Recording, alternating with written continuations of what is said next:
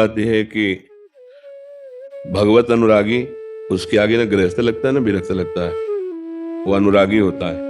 और भगवत अनुरागी के लिए कुछ भी होना अन्य आवश्यक नहीं है। वो पितृ ऋण, मातृ ऋण, पुत्र सबसे ऋण हो जाता है। और फिर अगर भगवान को संतान देना है तो आते तो वही है इस रूप में, हम पहचान नहीं पाते। तो हमको ये भी नहीं सोचना है कि संतान रूप से यदि कोई जीवात्मा आती है तो हम फंस जाएंगे। नहीं, ऐसा नहीं है। मानो अगर ऐसा ही भाव रखेंगे तो फिर हम न जगत की सेवा कर पाएंगे, क्योंकि जगत भगवत स्वरूप है। बड़े बड़े महात्माओं को इस संसार की सेवा करनी ही पड़ी है। हजारों लोग शिष्य बनते हैं, तो जैसे पुत्र में फंसा जाता है ऐसे शिष्य में भी फंस के दुर्गति हो सकती है, मित्र में भी फंस के हो सकती है। तो हमें दुर्गति ना हो ये पॉइंट देखना है, संतान ना हो ये पॉइंट नहीं देखना, या संतान हो इस बात की जिद नहीं करनी। हमें उसे प्रभु के ऊपर छोड़ देना है कि भगवान की जैसी रुचि होगी वैसा हो जाएगा। हमें आराधना भगवान की करनी है। यदि वो हमारे पुत्र रूप में आते हैं तो उनको भी भगवान मानकर हम दुलार करेंगे और अपने कर्तव्य का पालन करेंगे।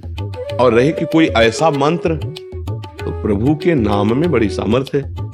वो हम चिल्ला चिल्ला के कहते हैं राधा राधा राधा राधा, हरि को खरीद लेने के लिए समर्थ है राधा नाम। अगर हम राधा राधा रट रहे हैं तो किशोरी जी भी प्रसन्न है और लाल जी भी प्रसन्न है। पर हमारी कोई शर्त नहीं होनी चाहिए कि संतान होना चाहिए या नहीं होना चाहिए। इसमें हटा के चतुरासी जी की प्रथम लाइन क्या है, जोई जोई प्यारो करे सुन। तो वही बात हृदय में रख लेनी चाहिए कि प्यारे की अगर इच्छा है तो संतान हो जाएगी, और प्यारे की अगर इच्छा नहीं है, जिसके भाग्य में नहीं, तो खूब डॉक्टरी करवा लो, खूब व्यवस्था करो, पर नहीं संतान होगी। और जिनके संतान होनी होती है तो सहज में भी हो जाती है। हम उस विषय को प्रभु के ऊपर छोड़ देते हैं और अपने चित्त का चिंतन प्रभु में लगा देते हैं। तो संतान होने पर भी चिंतन प्रभु का करना है और ना होने पर भी प्रभु का करना है। तो अब जिसका हम चिंतन करते उसकी हमें प्राप्ति हो जाती है, प्रभु का हम चिंतन करते प्रभु की प्राप्ति हो जाएगी। ऐसा नहीं सोचते कि संतान प्रभु प्राप्ति में बाधक है, और ऐसा भी नहीं सोचते कि संतान होना जरूरी ही है, ऐसा भी नहीं है। मानवदेह हमें मिला, मारो हमारे प्रारब्ध में संतान नहीं है, तो गृहस्थ होते हुए भी संतान है। कितने ऐसे गृहस्थ हैं जिनके पास धन है, वैभव है, पर उनकी स्वयं की संतान नहीं है, क्योंकि उनके प्रारब्ध कर्म में संतान योग नहीं है। चाहे पुत्री हो या पुत्र, संतान योग नहीं। तो अब उनका जीवन व्यर्थ हो जाएगा क्या?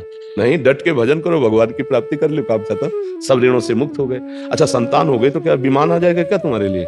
है, संतान हो गई और वो दुर्गति प्रदान करने वाले आचरण तुमने किए तो तुम्हारा पुत्र महाभागवत थोड़ी पैदा हो जाएगा। तो फिर दुर्गति से थोड़ी बच जाओगे। संतान हो गई तो दुर्गति से बच जाओगे क्या?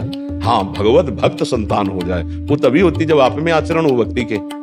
ऐसा नहीं होता कि तुम गंदे आचरण करो, पापाचरण करो, तुम्हारी संतान महाभागवत पैदा हो जाए। वो कभी किसी महात्मा का कोई वरदान हो, कोई कृपा हो, बात अलग है। जैसे हिरण्यकश्यप जैसे राक्षसी भाव वाले के यहाँ गर्भ में पुत्र था तो देवर्षि नारद की कृपा हो गई तो भक्त प्रहलाद जी हो गए।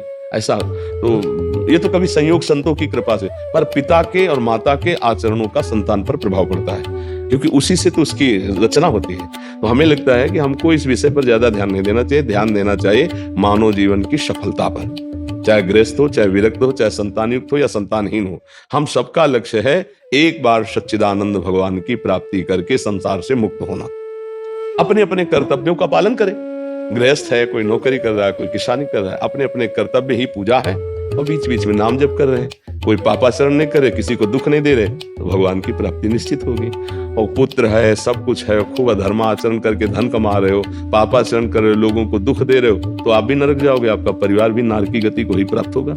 ऐसा थोड़ी पुत्र हो गया तो परम पद मिल जाएगा, जिनके पुत्र नहीं वो नरक जाएंगे। ऐसा है क्या सिद्धांत? हाँ, ऐसा सिद्धांत नहीं है।